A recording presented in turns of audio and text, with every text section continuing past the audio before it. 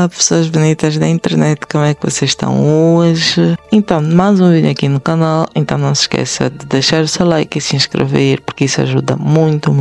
Quanto mais vocês interagem no canal, mas o YouTube entende que mais gente gosta e ele vai compartilhar com muitas outras pessoas.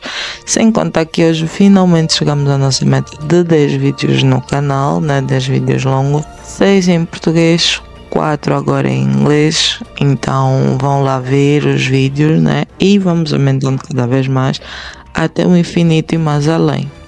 Sem mais delongas, bora ao caso de hoje. O caso de hoje fala sobre uma das polêmicas séries da Netflix desde 2022, né? Que é O Açougueiro de Délio. Está na sequência de séries de Os Predadores Indianos. Acho que são 4 até agora, né? 4 séries feitas com esse nome, né? Para esse conjunto, para esse coletivo. E hoje vamos falar sobre Shankaran Shah. Ele nasceu em uma família abastada, não se sabe muito bem a data exata do seu nascimento, sabemos o ano que é 1967, sabemos um pouco sobre a sua infância, né? A mãe dele era muito agressiva e não podia passar muito tempo com Shankaran, porque ela trabalhava muito para manter a boa vida da família. Na infância, ele sentia a ausência dos pais e por causa disso ele acabou por odiar os seus pais, porque os mesmos, por serem ausentes, não cuidavam muito da sua alimentação e desdenhavam muito a sua educação. Em 1986, depois de concluir a 8ª classe numa escola da sua aldeia, mudou-se para Delhi em busca de um emprego. Em Mandi, Delhi, ele começou a trabalhar como vendedor de vegetais em uma loja normal, em uma mercearia. Ele também trabalhou como vendedor ambulante de plástico. Em seus primeiros anos em Delhi, ele foi atacado uma vez por um capanga de Delhi que o esfaqueou no peito. Ele foi até insultado pelos capangas por ser um imigrante bihari. Pelo que eu percebi nas minhas pesquisas, e um pouquinho na série, não tanto na série, mas mais nas minhas pesquisas, é que na Índia tem muito essa questão, quando tu és de um sítio e não és do outro e não sei o quê, né? Tu sofres esse... Só que eles são mais agressivos, né? Pelo que eu percebi, eles são assim mais brutos no que concerne a certas coisas. Após o ataque, o amigo de Chandrakant pediu ajuda e o levou ao médico. Ele ficou profundamente afetado pelo incidente e decidiu aprender karatê para autodefesa. Pois é. E depois dele aprender karatê, ele matou os capangas que o atacaram, nessa época. Alegadamente, naquela altura, a polícia local costumava exigir dinheiro aos vendedores ambulantes de vegetais pobres, né? E até mesmo os líderes sindicais costumavam deduzir injustamente dinheiro dos salários diários dos vendedores de vegetais. Lembrando que aqui o nosso, não vou dizer amigo, mas o Chandrakant era um desses vendedores, ou seja, já vemos que durante esse período todo ele poderá ter criado aquele senso de injustiça, né? Estou a ser injustiçado pela sociedade inteira. E em 1998, Chandrakant decidiu tomar medidas contra o seu líder sindical, que era conhecido pelo nome de Padit na área. Já e Padit tiveram uma briga na qual Padit se machucou e ele apresentou uma queixa contra Já. Já é o sobrenome de Chandrakant, que é o personagem principal nesse momento dessa história, né? Padit até arrastou a esposa de Já para o assunto e ela também foi presa. Na prisão, ele foi torturado pela polícia local, especialmente por um agente chamado Baldir Sidney. Ele foi espancado e despido na frente de outros prisioneiros. O incidente abalou Já por dentro e ele começou a acreditar que a violência era a única resposta para todas as suas injustiças. Aos poucos, ele começou a desenvolver uma natureza agressiva e se tornou uma pessoa de temperamento explosivo. Foi o que eu vos disse, né? Ele desenvolveu essa questão do estou a ser injustiçado pela sociedade, preciso fazer alguma coisa porque se a polícia me prende por eu recorrer ou pedir os meus direitos, quer dizer que eu preciso fazer tudo com as minhas próprias mãos, né? Vocês percebem que ele sentiu-se, né? Sentiu-se desse jeito. O que, até certo ponto, se nós vermos muitos outros serial killers também sentem-se assim. Sentem que essas coisas que não são propriamente normais na sociedade, mas que acontecem, infelizmente, são só para eles, né? Acredito eu que ele já tenha tido algum distúrbio na cabeça, já veio de infância, nós vimos, e então acredito que isso só foi mexendo cada vez mais com ele até chegarmos ao que ele vai fazer posteriormente. Depois que ele e sua esposa foram libertados da prisão, ele mudou sua esposa e suas filhas de Delhi para algum outro lugar e já começou a morar sozinho em JJ Colony, ainda em Delhi, né? Eles mudaram-se de um sítio e foram para outro, né? Ele deixou a esposa e as filhas numa parte da cidade e ele foi viver para outra. Eu acredito que nesse ponto ele já planejava fazer certas coisas. Porque senão, por que motivo ele levaria as filhas e a esposa para um sítio, né? Já que por causa de uma briga dele a mulher também foi presa, também foi detida. E ele passou por essa humilhação na cadeia quando a esposa também foi detida, né? Já costumava fornecer alojamento e suplementos para os seus filhos enquanto ele estava longe. Na época, ele ajudava outros imigrantes de Utah e Bihar a conseguir empregos em Delhi, né? Com o tempo, tornou-se tão temperamental e agressivo que mesmo questões mesquinhas como beber, fumar, mentir e comer alimentos não vegetarianos o fizeram matar seus próprios amigos, os imigrantes de Utah e Bihar.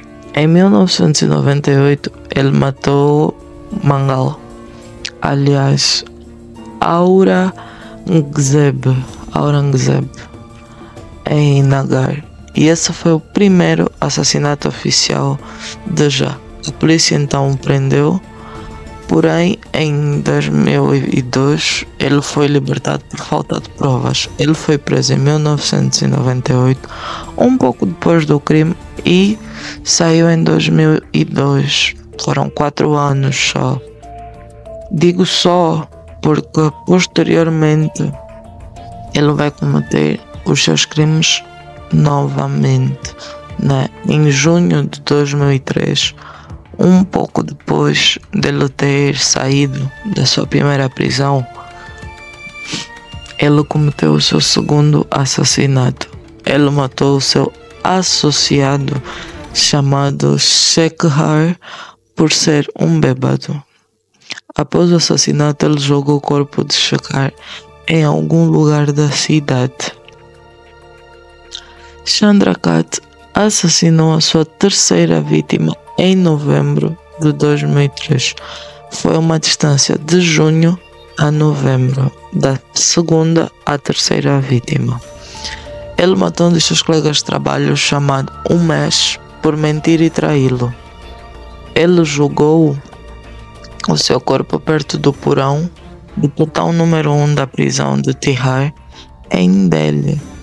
Em novembro de 2005, 2 anos depois, o seu associado chamado Gudu foi assassinado por fumar maconha. Ele jogou o corpo de Subab em Mongolpuri, nordeste de Delhi. Como podemos ver, né? Até aqui podemos ouvir, no caso. Ele matava por qualquer motivo, né? Isso já vimos que era porque ele desenvolveu esse temperamento, né? Supostamente porque ele desenvolveu esse temperamento muito primitivo. E a única coisa que até aqui eu também deixei de entender, por que jogar à frente da cadeia? Era para chamar atenção. Nós sabemos que os serial killers, os assassinos, procuram sempre uma forma de chamar atenção, né? Chamar atenção ou manter a sua a sua imagem, né, como temido. Porém, um ano depois dele ter matado o seu associado, Boudou, ele também matou um dos seus associados em novembro de 2006. Um pouco depois, nem fez um ano propriamente depois, por ser mulherengo. Já cortou a cabeça, braços e pernas de Amit e o resto do corpo foi jogado à frente da prisão de Tihar por Chandrakat.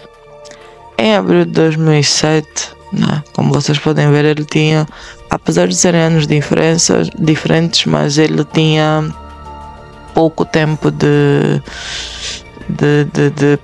crime, né? Porque era final do ano passado, princípio desse ano.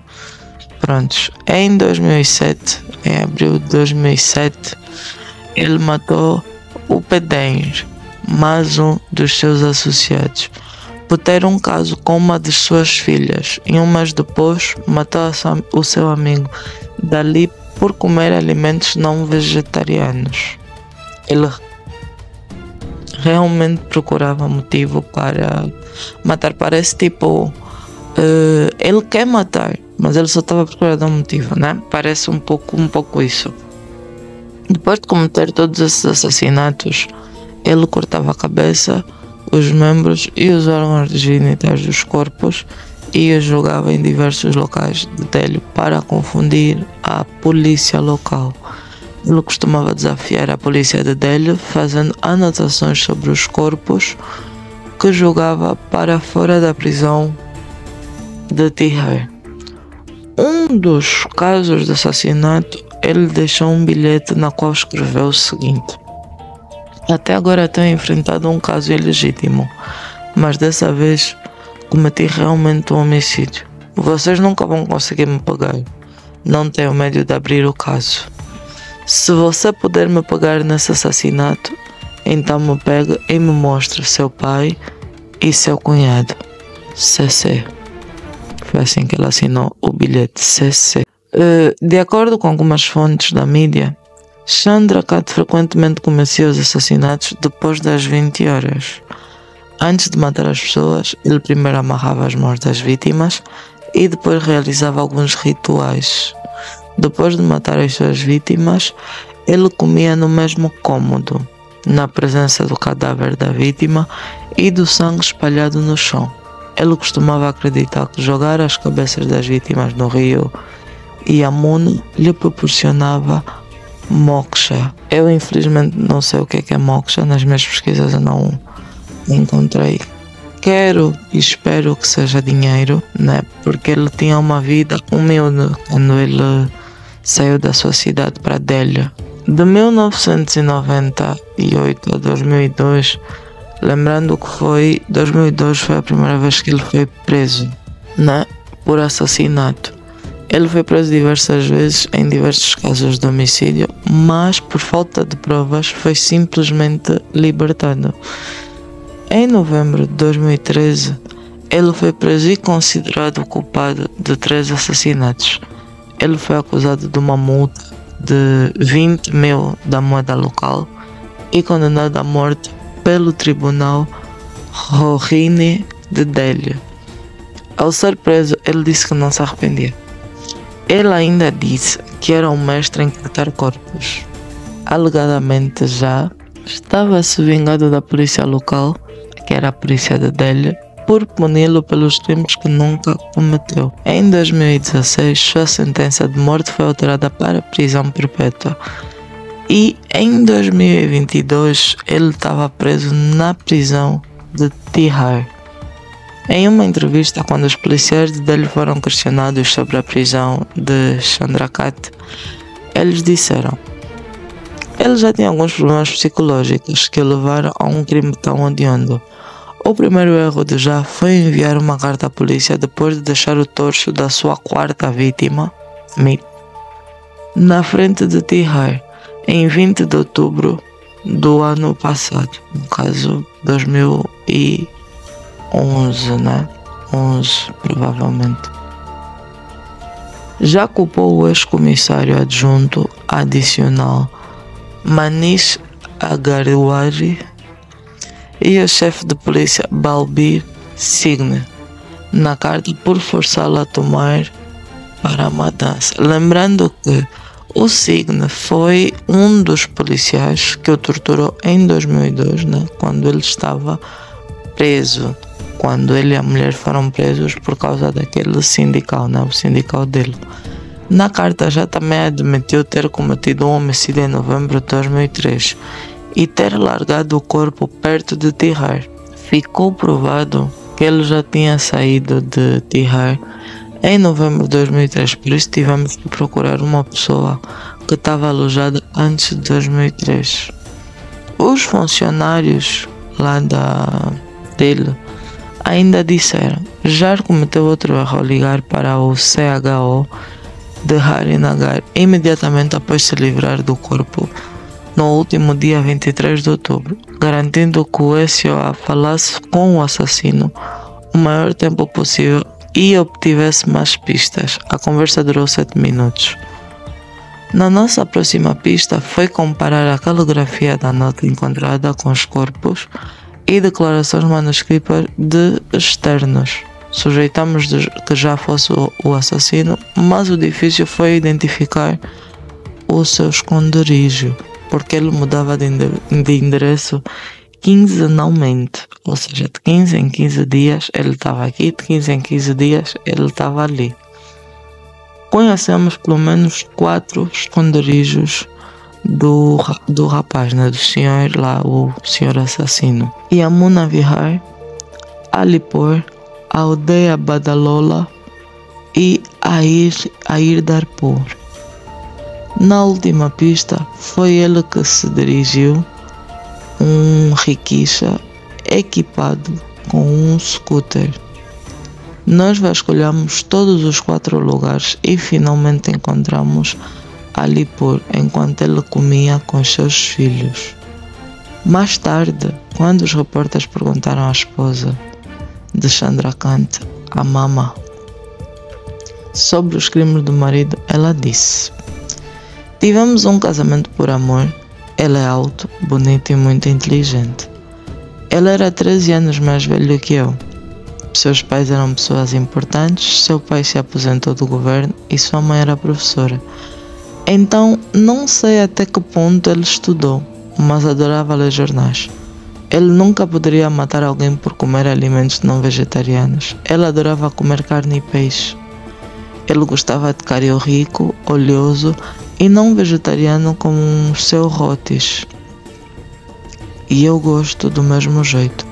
Quando ela foi questionada sobre os casos de assassinato, ela contou uma história completamente diferente. Ela disse: a polícia disse que vivíamos separados quando ele tentava os assassinatos. Como poderíamos ficar separados?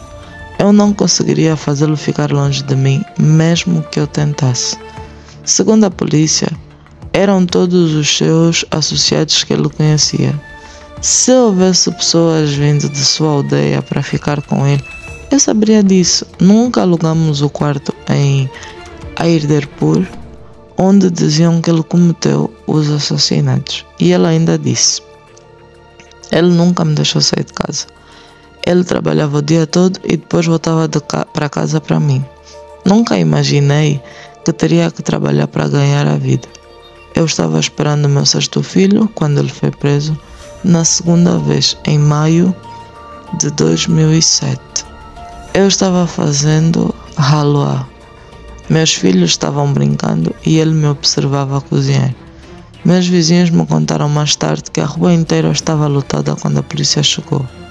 A polícia pegou meu marido, colocou-o em um carro e fez com que eu e os meus filhos sentássemos em outro carro. Fomos mandados e mantidos para diferentes celas na mesma delegacia durante 4 dias. Eu não comi nem bebi. Fiquei com muito medo. Meus filhos continuaram chorando. Sofri um aborto espontâneo. Depois que voltamos para casa, 4 dias depois. Ou seja, ele cometeu os assassinatos. Ele e a esposa foram presos juntamente com os filhos, né? Crianças, estamos a falar de crianças na época. E A polícia estava tipo, ok, né? Eles não são culpados, ele é, vocês vão para a vossa casa aí, a vida que segue.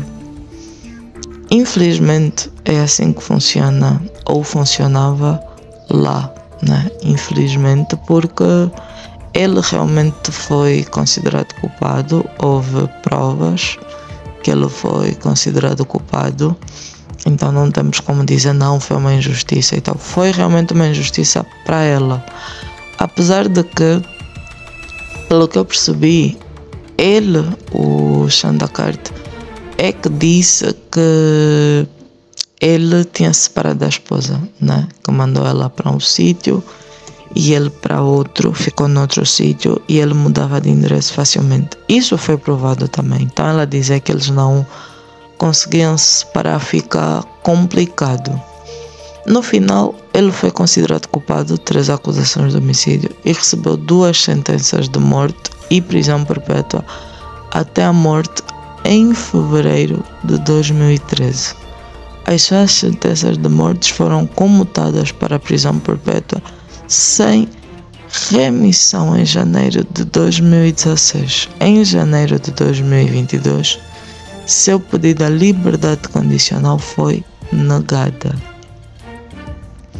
Ele teve, ao todo, só para vocês terem noção, ele casou-se 2 vezes, né? Ao longo da sua vida. Ele abandonou a sua primeira esposa em 1 ano depois de casarem. E depois ele ficou com a segunda, que foi essa, que foi presa e tudo mais. Ele tem 5 filhas com essa esposa. E eles, prontos, moravam em Delhi. Em agosto de 2023, o Tribunal Supremo lá da Índia, né, concedeu-lhe a liberdade condicional de 90 dias. Já pediu a liberdade condicional dizendo que precisava encontrar um noivo adequado para a sua filha mais velha. Olhem só, que engraçado, né? Ele foi preso na época e o ano passado, em agosto do ano passado, ele teve uma liberdade de 3 meses para poder arranjar um noivo para a filha. Em 2022, como vocês já sabem, foi daí que eu descobri esse caso, a Netflix lançou uma série de documentários chamada Os Predadores Indianos e um deles foi esse, O Açougueiro de Delhi, né? Uma série sobre a vida de Chandrakant e seus assassinatos. É uma série de 3 episódios, todas as outras séries desse mesmo conjunto, né, de documentários só têm 3 episódios, falam sobre outros crimes que eu vou trazer aqui para o canal. E é isso, pessoal, espero que vocês tenham gostado, que vocês tenham percebido bem a história de Chandrakant, né? São nomes um pouco complicados, eu peço desculpas se eu errei a pronúncia de algum nome. Espero que tenha ficado clara a história dele. E é isso, pessoal, nos vemos no próximo vídeo. Espero os vossos comentários e muitos beijinhos.